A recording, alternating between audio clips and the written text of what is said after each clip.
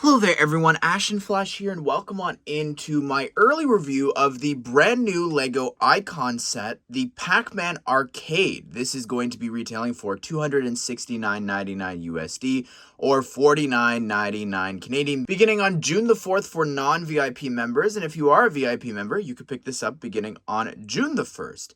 And this is set number 10323.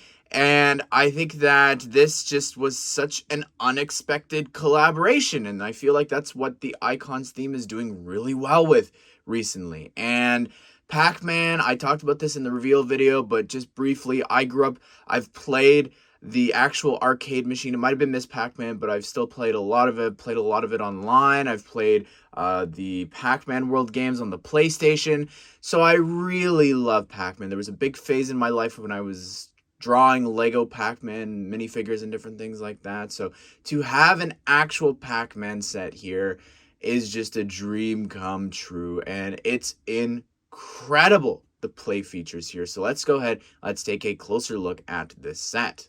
So my thinking was that we would start at the thing at the very top of the arcade machine, being this here. This is actually removable. You can put this on the top of the machine, but it's removable, and I don't know, this play feature in the maze, it's incredible. So here's this section, and I gotta say, this is genuinely one of my favorite things. You build this first, and this is one of the coolest things Lego's ever done.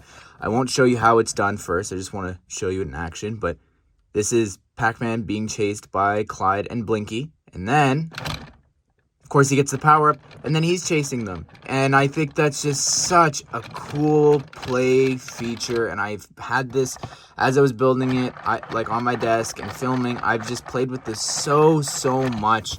It's awesome. You've got this little thing here on the back that you push to have them spin, and underneath, I guess I could probably remove this to show you the actual gears and everything turning, since I showed you it with the other one.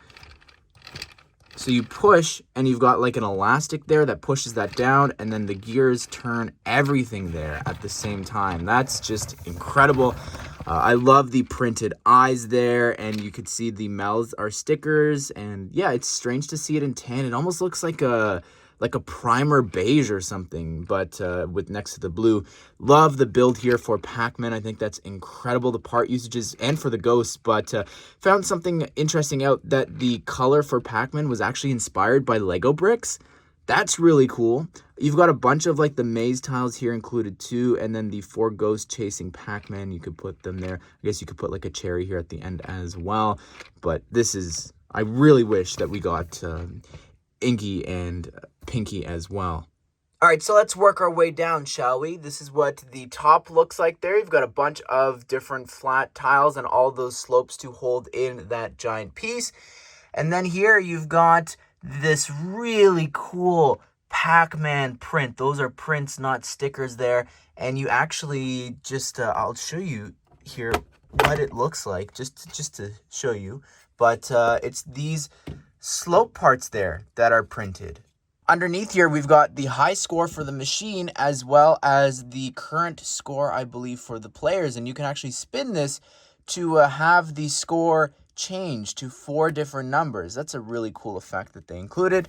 But obviously, the main draw here, the main play feature, I would say, is the actual maze. And you could see all 4 of the ghosts around here.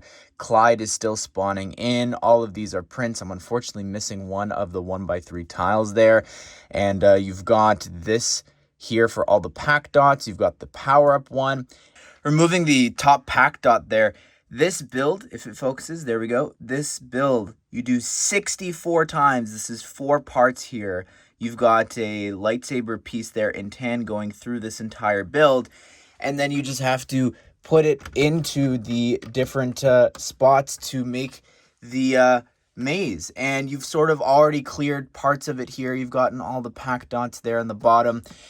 But you want to see this thing in action, right? You don't want me to just talk about this. You've got this crank here on the side of the arcade machine, which has, by the way, an incredible huge sticker there on that side, and the exact same sticker on the other side. But anyways, what you do is you turn the crank, And you can see that Pac-Man is being chased around by the ghosts here. And what's incredible about this too is some of these smaller details.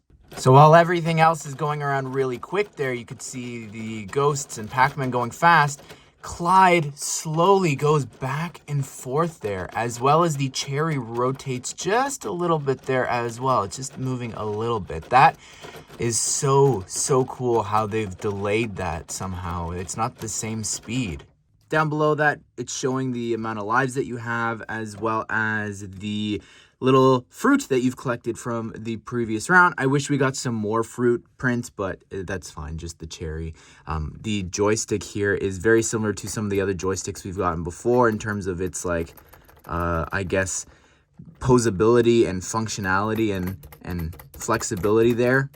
I love that. Like, it feels realistic. It's incredible using the globe pieces there in red. You've got a really cool sticker here, as well as a sticker over there. And this is one of the cooler play features as well. And you could see in the back, you push on this red button and it lights up the insert coin to play spot. That's so cool. I wish we got an actual quarter to put somewhere here. That would have been really cool, but listen to that. That's such a cool play feature. Oh, also, those parts there for the directions, that's really awesome. So I think that the back is very interesting. I'll tell you why. Because recently we've had discussion with the Little Mermaid Royal Clamshell. It was incomplete in the back. It looked ugly. Diorama sets from the back look ugly. And then we've got the Bat Cave and everyone saying, oh my goodness, I can't believe that you're paying so much for it to be this big black box of bricks. This is sort of a compromise, I guess, because if you remove this here, you just pull on that little spot there. You can remove it, and you can see that it's a bunch of these panels all here being held together. So instead of it being bricks, they've decided to have slopes cover up the back part. And I think that's honestly a better alternative.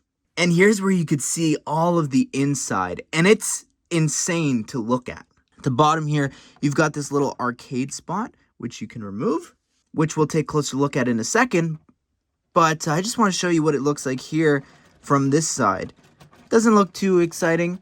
Anyways, take a closer look. You can see here at the top, that's the scoreboard that's spinning. And then down below here, this is what the whole maze looks like here with all the pegs. And this is what it looks like here as the track goes around and how it's actually delayed. That's what's happening there in the center. That is really crazy. And then down here at the very bottom, that's what the little spots look like that you can attach the arcade machine. There's nothing else going on here. I think that maybe they could have made like a fully interior arcade center here or something like that with Miss Pac-Man, and different games would have been really fun, but it's fine. So here is the arcade with the very colorful 80s carpeting there. That's pretty crazy. You've got a little gumball machine, a trash can, and a seat there as well. But obviously, besides the figure, I think that for me, the draw is this minifigure scale Pac-Man arcade cabinet. Like, that's so cool. Just to remove it as well, you could put it on different, you can put it elsewhere. But looking at the maze sticker there, the Pac-Man sticker on top, the sticker there on the bottom, and on the sides, like, this is just incredible to be getting a small version of the set. And then here is what the Pac-Man fan looks like. She's got this really cool jacket there with a little Pac-Man pin. She's, of course, got a little nickel, but it should have probably been a quarter. Anyways, you could see there the face that she's got, and on the torso, removing it just to give you a better look, you can see she's actually got Pinky on her shirt. The face is just a big smile, and that's what the back torso looks like. For every 18 plus set, we always look at the instructions here, and it's a very thick and heavy booklet. But you've got Pac-Man being chased there on the front, and then on the back, he's chasing the ghosts. That's pretty cool, the design for that. Flipping our way through here, you could see and read about some of the history of Pac-Man here, and the inspiration behind Pac-Man, and you can see them talk about the color yellow, like I said before. You've got some more info on the game. And then here, I had no clue that's what happens when you last that long in the game. About the different characters, which, by the way, in Pac-Man World 2, they swapped the name, so I always grew up calling them the opposite.